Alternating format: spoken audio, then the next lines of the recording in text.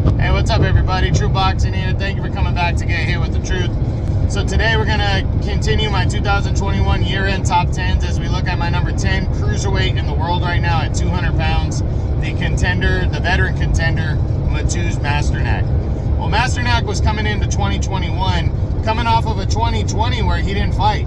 You know, COVID and a lot of and just lack of being able to get a solid fight kept him out of the ring. Well, nobody really fought each other in 2021, but Masternak decided to stay busy. You know, so he came out in May and got a unanimous decision against some unknown guy named Adam Bowski.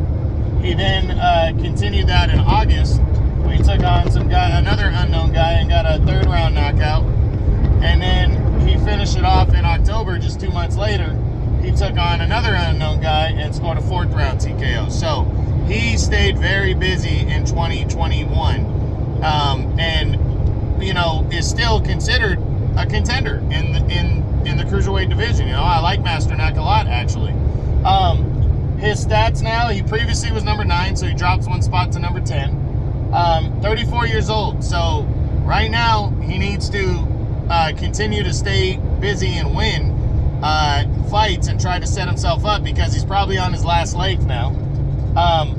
Overall, he is 46-5 with 31 knockouts, and he is the IBF and the WBO's number 7 contender. So, for a guy like Masternak, he just needs to try to land some kind of an eliminator this year. He really does. Capitalize on, in between those two governing bodies, maybe capitalize on what other guys aren't doing. You know, so if one guy doesn't want to do an eliminator, Masternak needs to jump into that. He needs to try to get whatever he can because Masternak is a guy that has just not really had a ton of opportunities, but when he has, he's fought well. You know, he fought, what's his name?